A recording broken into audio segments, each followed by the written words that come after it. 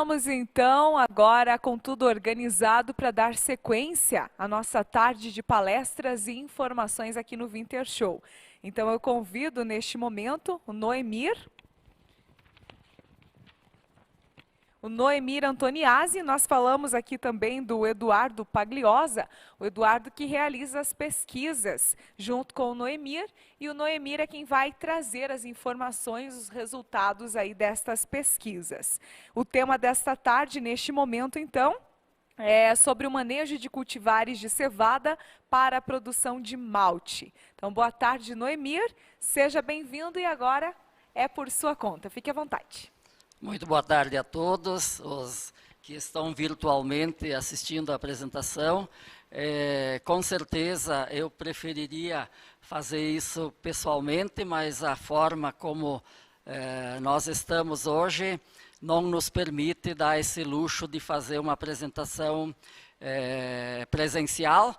E nesse contexto, então, é a solução que nós encontramos, fazer isso virtualmente, mas com certeza quem tiver necessidade de contato pessoalmente também nós podemos fazer isso. A nossa apresentação seria muito mais efetiva no campo, em vista do que nós temos principalmente para apresentar para vocês, porque a apresentação teórica é um complemento do que nós temos a mostrar no campo, em termos de stand, de parcelas e o manejo que foi realizado, e a questão principalmente de poder comparar os diferentes materiais que nós temos à disposição hoje para plantio.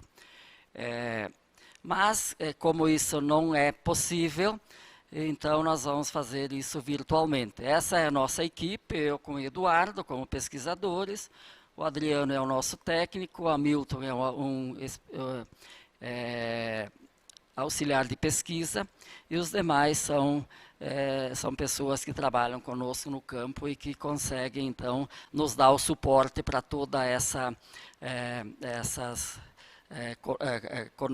colocação e principalmente para a geração de resultados. Começando, nós trazemos um painel aqui, um slide que traz a produção mundial de cevada. Hoje o mundo cultiva por volta de 50 milhões de toneladas, 50 milhões de hectares de cevada, basicamente distribuídos nos principais produtores aí, que são Europa, dentro da Europa, Alemanha, Rússia, Austrália, Turquia, Canadá, Estados Unidos e Argentina, aqui na América do Sul, com uma área muito próxima do que produz os Estados Unidos. Aí nós estamos até atrás do Uruguai, apenas com 110 mil hectares. Em termos de produtividade, isoladamente a Alemanha é a que tem a maior produtividade, mas nesse contexto da produtividade da Alemanha está incluída a cevada de inverno, que basicamente é uma cevada forrageira utilizada para outros fins, principalmente alimentação animal, que não é a parte utilizada para cervejas. Os destinos da cevada no mundo, vocês veem aí que por volta de 66% do total produzido vai para a alimentação animal, e para a cerveja, que é o nosso foco aqui no Brasil, já que nós não temos outro uso para a cevada, é apenas aí em torno de 20%. Em termos de consumo de cerveja, per capita ano, eu sempre gosto de mostrar esse slide, porque ele retrata o quanto nós somos fracos em consumir cerveja. Vocês vejam aí, os tchecos são os maiores consumidores, com 143 litros por ano. E o Brasil aí está em 17º, com apenas 62 litros per capita no ano. Eu costumo dizer que esses 62 litros eu tomo até num final de semana, mas não exagerando muito, é o consumo meu mensal. E o que me deixa também um pouco chateado é que nós estamos atrás da Venezuela.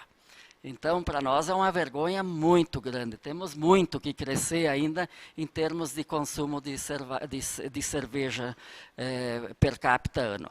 Agora, por outro lado, se nós procurarmos aí em função da população que nós temos no Brasil, aí os países de maior consumo de cerveja, aí a fotografia nossa fica melhor. Aí nós estamos em terceiro lugar, até à frente da própria Alemanha. Em termos de números, eu não vou me deter muito a esse slide, mas só para mostrar para vocês que hoje o faturamento da cadeia produtiva de cevada, malta e cervejas, ela é da ordem de 77 bilhões por ano. Agora, um fato que eu quero chamar a atenção para vocês é o que retorna em termos de taxas e impostos, que são 25 bilhões. Então, nós estamos devolvendo para os cofres públicos aí com cevada, malta e cerveja mais ou menos 1/3 do que é faturado. Então, por isso que tem um apelo muito forte em termos de desenvolvimento de produção de cervejas, porque a taxação é muito alta. Agora, algo mais também de uma curiosidade, que nós vamos entrar na parte da cevada propriamente dito. Então, aqui nós temos a composição de um grão de cevada, que ela é basicamente formada por endosperma, que é onde estão as reservas. Aí a casca é 10% e é muito importante, porque ali é que se concentra a proteção do embrião e do endosperma, e principalmente ela tem uma função de regular a entrada de água e no período de maceração e germinação. E depois também no processo de produção de cervejas, ela é um elemento filtrante. A aleurona também tem 10%, e a aleurona é importante porque nessa camada de aleurona que está concentrada a proteína. Então, hoje o melhoramento trabalha com grãos mais arredondados, ao invés de oblongos, por ter um perímetro de aleurona mais curto. E então a deposição de proteínas ela é menor em relação ao endosperma. Então isso é algo que pode ser interessante também. Em termos de especificação de cevada, poder germinativo é algo importante, porque se não germinar não transforma o amido em açúcares fermentáveis, 95% é o mínimo e não se negocia isso. pH e classificação remontam ao peso e ao tamanho do grão, que também são importantes por conta de uniformidade, de absorção de água e germinação. E micotoxinas é algo que nós estamos estudando e que também tem muito a ver com a questão de contaminação, tanto na cevada como no malte e depois na cerveja, que é 1000 microgramas por quilo. Outro fator outra característica bastante importante na cevada é o teor de proteínas. O teor de proteínas ele tem um ranking que vai de 10 a 11,5 e que ele é associado ao teor de amido. Então, é inversamente proporcional. Quanto menos amido nós temos no grão, maior vai ser a concentração de proteínas. E dentro dos teores de proteínas das faixas, nós temos alguns tipos especiais de cerveja. Por exemplo, a cerveja Pilsen requer teores de proteínas menores do que 11%. Já a cerveja Lager de 11 a 11,5%. E as cervejas mais escuras, com maior aroma de malte, principalmente com acentuado corpo, nós necessitamos de teores de proteínas um pouco mais elevados, que são aí na faixa de 11,5 a 12. Outro fator que é extremamente importante no conteúdo de proteínas é que, por exemplo, quanto maior o teor de proteínas, menor é o extrato de malte. Então, isso reduz significativamente a produção e o rendimento lá na cervejaria. Então, nós temos aí que para cada para cada 1% de diminuição do teor do teor de extrato, é 1% a mais de proteínas e vice-versa. Então, nós queremos um teor de proteínas adequado com um percentual de extrato também adequado, que seria acima de 80,5%. Aqui é uma foto que mostra bem claramente o que as dificuldades que nós encontramos com teores de proteínas inadequados. Por exemplo, o copo da esquerda é com uma cevada com teor adequado de proteínas, desde que seja respeitada aquela classificação da cerveja. No lado direito, nós temos um teor baixo de proteínas, e o pior de todos é o do meio, que é um teor alto, onde a concentração maior de proteínas traz uma turbidez para a cerveja, e essa proteína, quando desnatura, ela decanta no fundo da garrafa e, consequentemente, depois no fundo do copo. Então, teor de proteínas não é algo que foi inventado pelos cervejeiros, é algo que tem extrema correlação com a qualidade da nossa cerveja.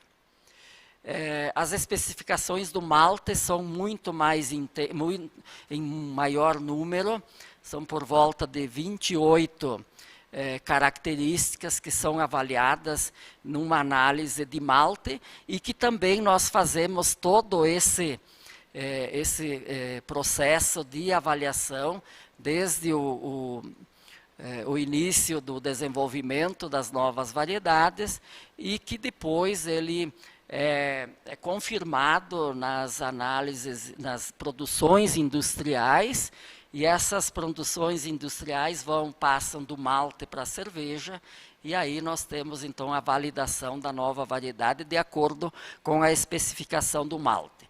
Nesse caso particular é um malte Pilsen, mas nós temos malte Munique, Pale Ale, e de várias especificações, dependendo, é claro, do tipo de cerveja que vai ser produzida.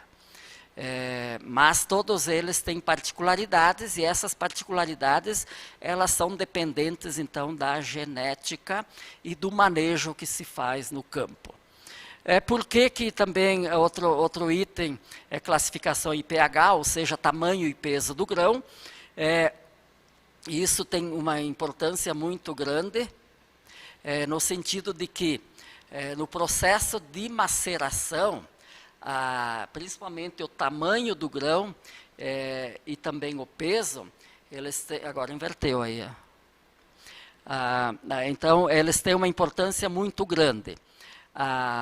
O pH, se ele for muito baixo, vai ter muito grão xoxo, ou de peso mais leve, vai ficar sobrenadante. E o tamanho desse grão, ele vai interferir diretamente na absorção de água, na velocidade de absorção e na quantidade de absorção. Eu estou vendo os contras aí, mas tudo bem.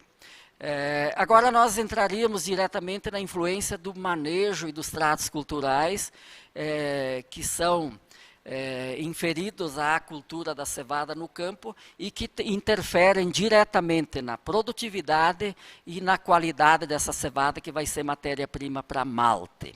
Essa é a famosa, o famoso tripé, onde nós temos a genética junto com o manejo, que nós podemos, então, fazer a nossa parte e interferir, mas o ambiente, ele é supremo, e nós não temos nenhuma possibilidade, então, de fazer essa alteração em função de que ele interfere diretamente, não só na qualidade, mas na produtividade da cevada. Para falar em clima, então, esse é um slide que traz a fotografia desse ano, em termos de precipitação. Vocês veem que nós tivemos aí uma precipitação total que é mais do que suficiente para a produção de cevada, que é quase 600 milímetros, mas muito mal distribuído. Essa má distribuição, ela começa lá no mês de junho, com muita chuva. Depois, em 45 dias, nós tivemos 54 milímetros. Aí, numa semana, esses são os dados da FAPA, mas tivemos regiões aí com aproximadamente 300 milímetros em uma semana. Aí, depois, veio mais 40 dias com quase insignificância de chuvas. E agora, em outubro, já voltou a chover de novo. Então, isso retrata a nossa situação de campo hoje, muito em termos da interferência que essa condição climática exerce na cultura da cevada e nos cereais de inverno. Aqui vejam também, se não bastasse a chuva mal distribuída, nós temos também a questão da umidade, da temperatura média máxima. Vejam, as barras são as médias históricas, e nós tivemos, ao longo dos meses, principalmente de agosto, setembro e outubro, temperaturas muito além da média. Basta ver o mês de setembro, onde nós tivemos 3 graus acima da média, e por enquanto o mês de outubro aí com 5 graus. Então, chuva mal distribuída, com temperatura mais alta, afeta também negativamente. Por sorte, por termos pouca chuva e mais sol, então a luminosidade foi mais alta, e essa luminosidade faz com que, se tiver umidade no solo, isso contribui significativamente para o enchimento de grãos nessa fase que nós estamos. Mas associado a alta temperatura também não é ideal. Essa é a distribuição da região de cultivo de cevada no sul do Brasil.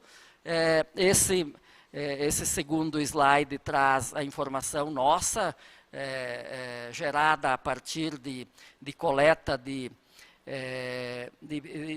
dados meteorológicos. Então, nós temos aí por volta de 1,5 milhão de hectares no Paraná e Santa Catarina, que é a região de atuação da cooperativa agrária. A fisiologia e o manejo, então, nós começamos lá com tratamento de sementes, controle de plantas daninhas, insetos e aplicação do nitrogênio em cobertura, que vai interferir lá na produtividade e no teor de proteínas. Controle hoje, a principal doença são as manchas, e depois, no final, a partir do espigamento, o controle de giberela.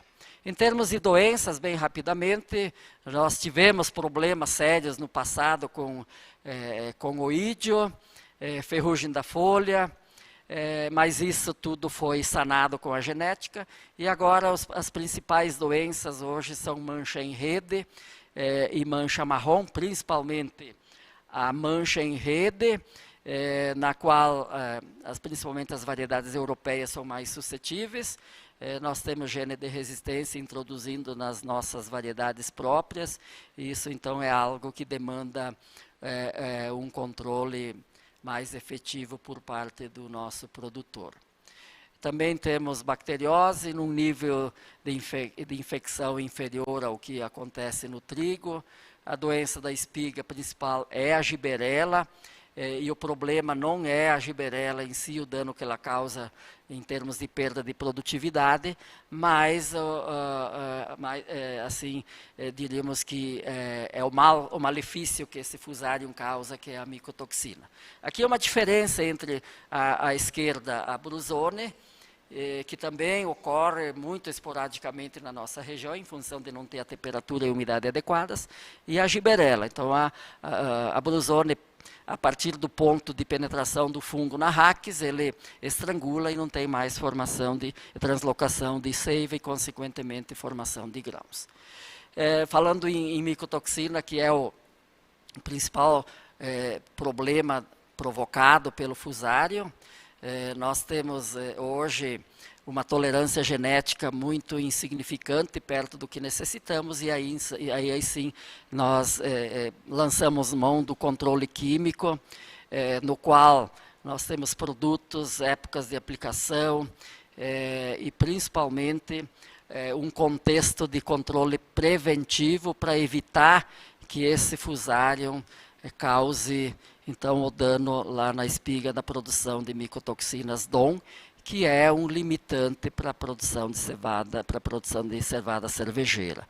Em termos de pragas, as mais comuns, já se fala muito em pulgão, cada vez mais agressivo, porque nós temos uma eficiência reduzida do controle biológico, então o pulgão também é algo que provoca o vírus do nanismo amarelo da cevada, e esse vírus ele causa prejuízo tanto na produtividade quanto na qualidade. A lagarta do trigo sempre foi um problema e também necessita de uma atenção especial por parte do agricultor, do produtor, em termos de controlar e evitar os danos, principalmente nas espigas. Seguindo a sequência da cultura da cevada, nós temos a adubação. Essa adubação é de base e de cobertura. A adubação de cobertura depende muito das condições de teor de matéria orgânica do solo, da pré-cultura, inclusive da cultivar. Nós temos duas questões bem particulares da cevada, que é o alumínio tóxico, no qual se corrige mediante a aplicação de calcário, e os micronutrientes, principalmente o boro, ligados à esterilidade. Vocês veem aqui um exemplo do dano que o alumínio causa na raiz da cevada. Além de deformar essa raiz, ele impede o desenvolvimento no perfil do solo e, consequentemente, na absorção de água e a absorção de nutrientes. Então, o alumínio tóxico é diferente do trigo, que tem tolerância à cevada, ela se restringe àquela camada onde o solo esteja ausente de alumínio. Outro fato importante que define a qualidade e a produtividade da cevada é a época de semeadura. E aí eu trago para vocês os resultados do ensaio do ano passado, de 2019. Vocês veem que foi uma condição muito parecida com esse ano. E aí as lavouras plantadas mais cedo tiveram um melhor desempenho em termos de produtividade comparadas com os plantios mais tardios. E essa é a equação de regressão, mostrando aí, no caso do rendimento, uma melhor performance nos plantios aí em meados de junho. Se nós pegarmos o teor de proteínas, é uma linha reta no qual existe um aumento da concentração do teor de nitrogênio no grão por conta do atraso do plantio.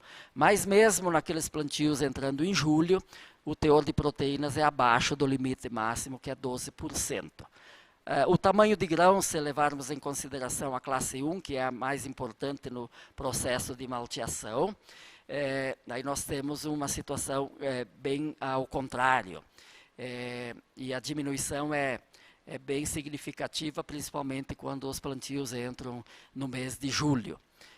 Aí baixando de 90% para 87% apenas quando nós entramos em julho, mas no plantio aí de meados de junho ainda tem uma condição bastante favorável.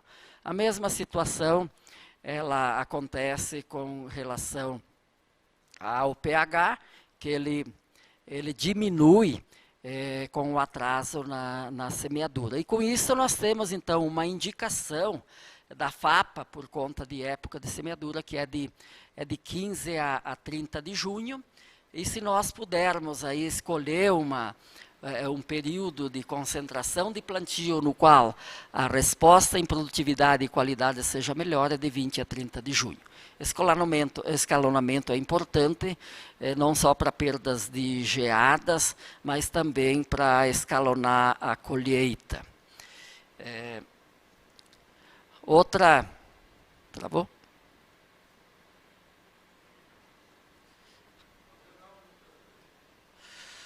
Vou virar para cá porque... não, voltou. Então, outro aspecto que nós avaliamos para cada cultivar é a densidade de semeadura. Então, no caso aqui, para Ana 2, 253 plantas por hectare. A Imperatriz, o ideal seriam 238 plantas por hectare.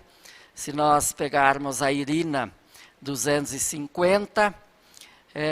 E como indicação final, aí nós arredondamos todas as cultivares, respondendo até 250 plantas nascidas por hectare. É claro que aí nós temos que acrescentar a quebra do poder germinativo, associado também, incluindo também a quebra que nós chamamos de quebra técnica, que é aquela diminuição do estande de plantas em função da semente que não germina por conta de condições, principalmente de plantio, de solo, de umidade, de restos de cultura. Aí o controle de doenças já foi falado bastante aqui, em termos de não só de cevada, mas em trigo. Nós buscamos aí um equilíbrio entre a tolerância genética, passando pela rotação de culturas, e aí sim o controle químico, visando custo, benefício, eficiência de controle, juntamente com o monitoramento nas lavouras, principalmente para aquelas doenças onde existe uma certa tolerância genética e que nós podemos então associar essa tolerância genética ao uso de defensivos. E aí sim o uso racional desses defensivos para ter um controle efetivo, para ter uma eficiência no controle e para ter um retorno econômico dentro de rentabilidade da cultura.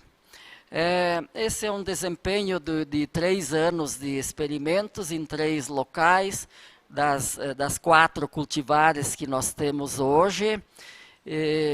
Então, aí, a Imperatriz está e a Irina são as mais produtivas, e aí em seguida a Daniele e a Ana 2. Agora, se nós olharmos um período mais longo, que ele começa lá em 2013 até 2019, então hoje a cultivar Daniele e a Imperatriz são mais produtivas, e seguida pela Ana 2 e o 100% então seria a Irina.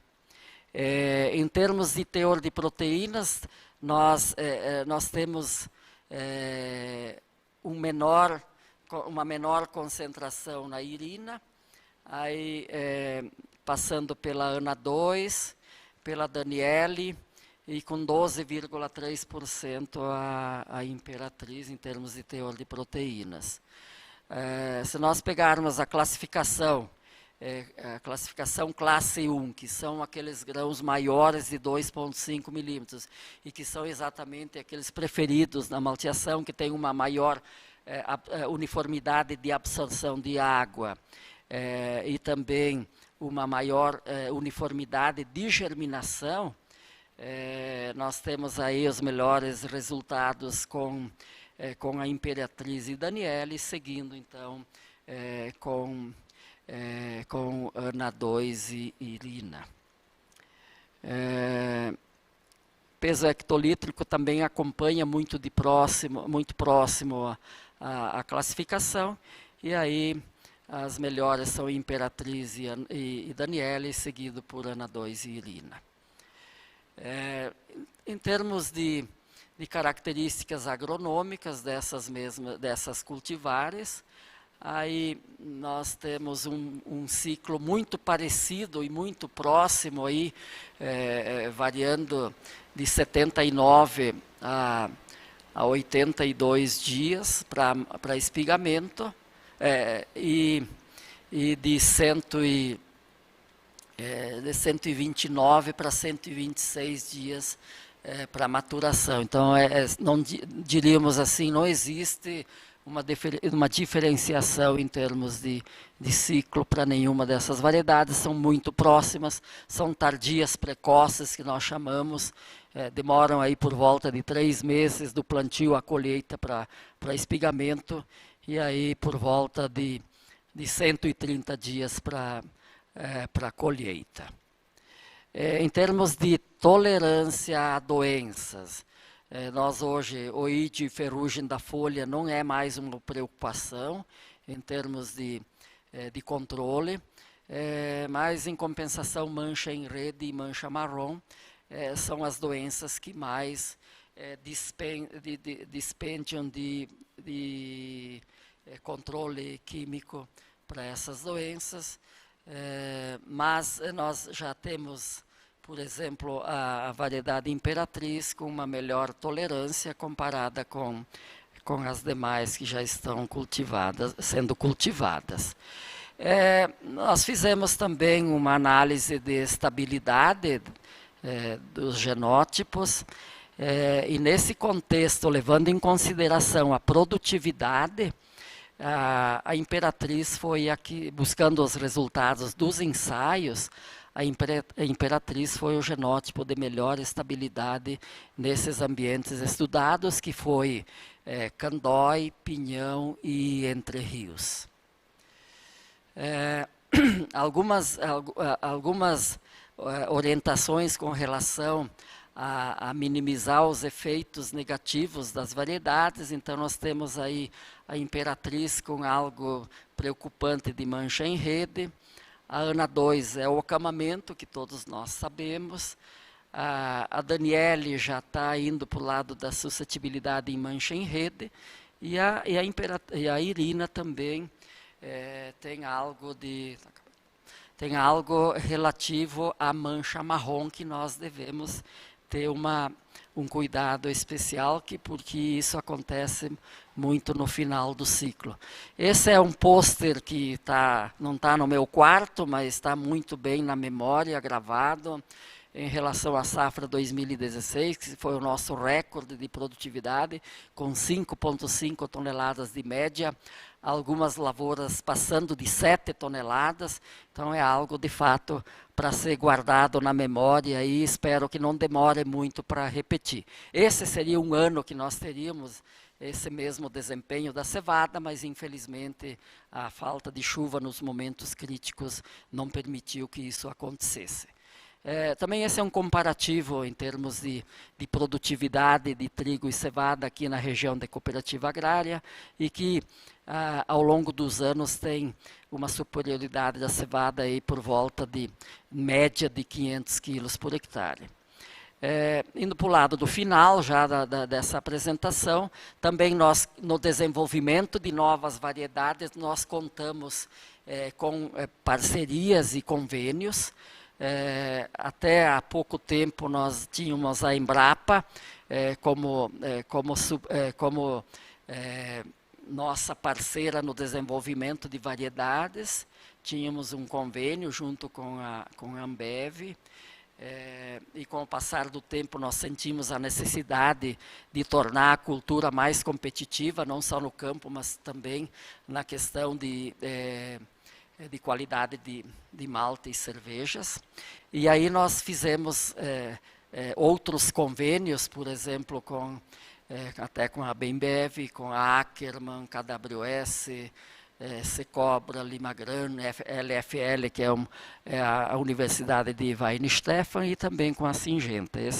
Essas empresas, então, elas nos trazem e nos enviam linhas fixas para nós fazermos, então, a seleção e avaliação no local. Também temos o nosso programa próprio de melhoramento, iniciado em 2009, e esse é um esquema, bem rapidamente, para mostrar para vocês que são, desde o cruzamento até a venda do malte, aí são pelo menos 13 anos, e isso que nós contamos, então, com gerações extras de multiplicação e de avanço de geração no verão. Nós fazemos, então, em 3 anos, 6 gerações, e que nos permite, então, ter a mesma performance do que faríamos com a esporogênese ou cultura de anteras.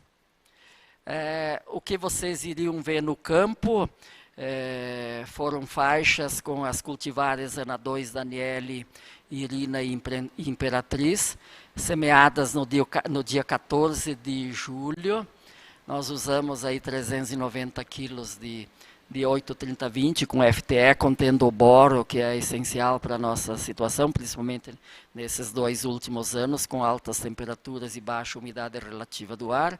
usamos também 50 quilos de nitrogênio e o controle químico foi realizado a partir de 5 pulverizações com esses produtos que estão aí na tela, sendo que os 2 últimos foram específicos para controle de Gibberella e micotoxinas.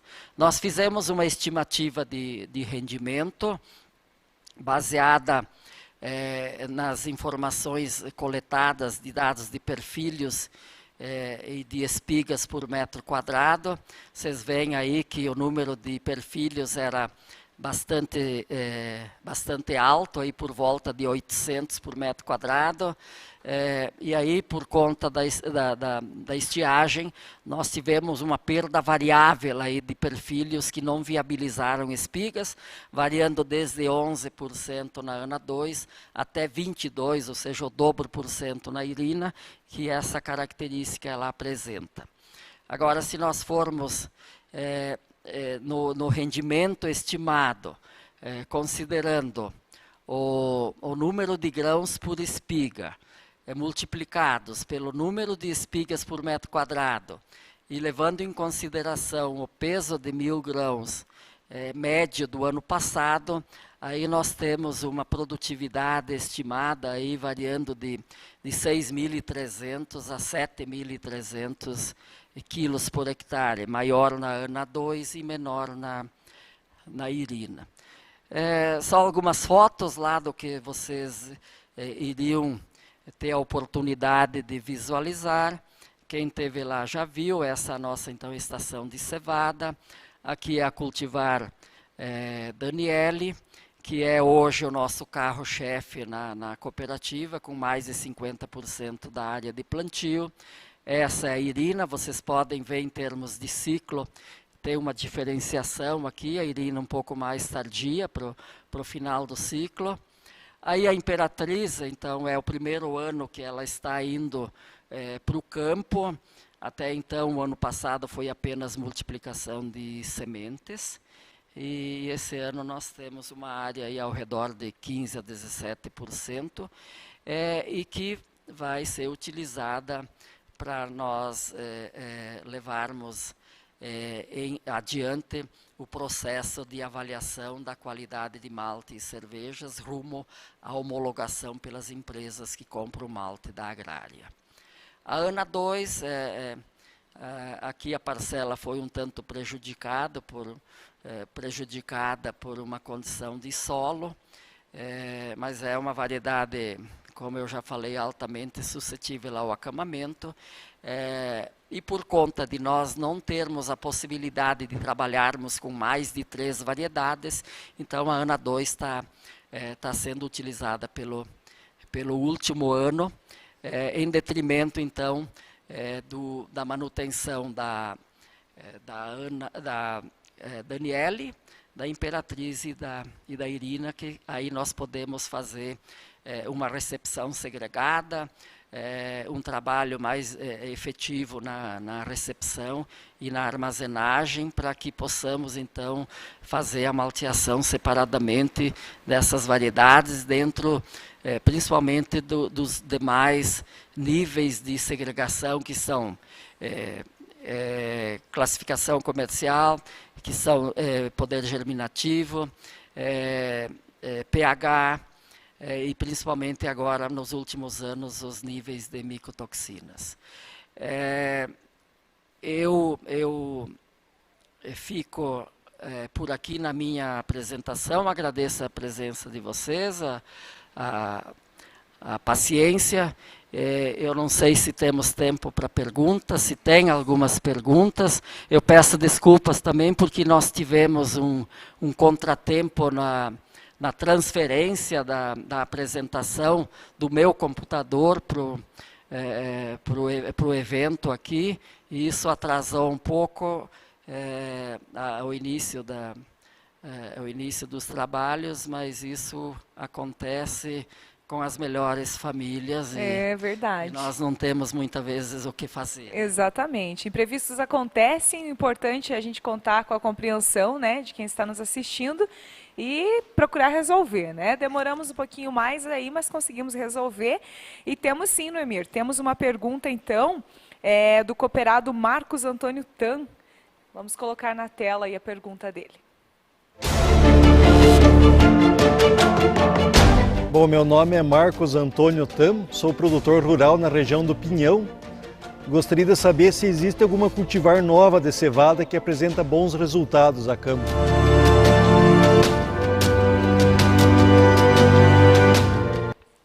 Marquinho, essa é a pergunta que mais me fazem. Mas hoje nós temos, por questões de logística e de segregação, como eu falei, nós temos que diminuir o portfólio de variedades de cevada disponíveis para plantio.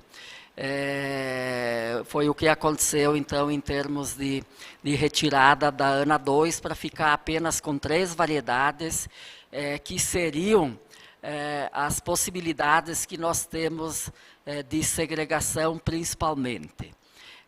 Mas eu não vou te deixar frustrado, não, porque nós temos várias linhagens assim que já poderiam ser lançadas e disponibilizadas para os produtores.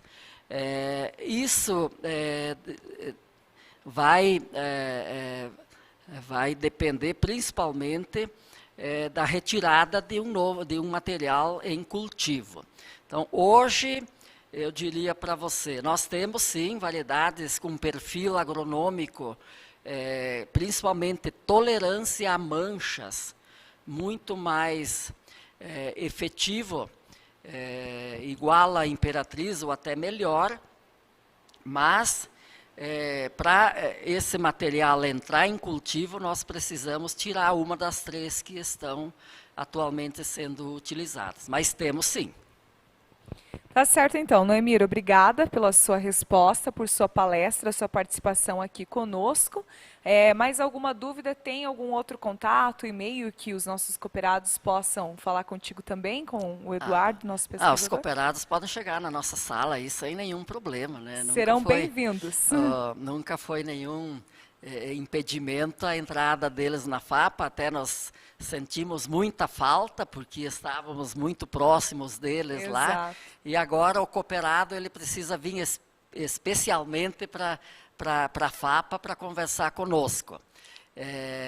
Até enquanto nós estávamos lá no administrativo, principalmente os cooperados, eles tinham uma maior facilidade porque iam para a cooperativa e iam também no nosso escritório. Sim. Hoje, nem todos vêm até a FAPA. Mas precisamos que venham. Estão convidados, então. Com certeza. Tá certo. Muito obrigada mais uma vez. E nós convidamos você para permanecer conosco dentro de instantes, a última palestra aqui da nossa tarde. Nós vamos ouvir também, né?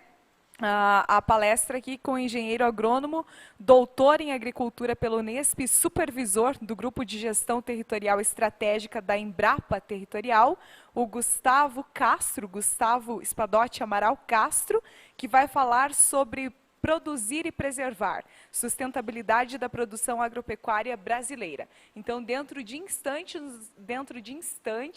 nós voltamos aí com esta palestra final na tarde de hoje. Continue conosco.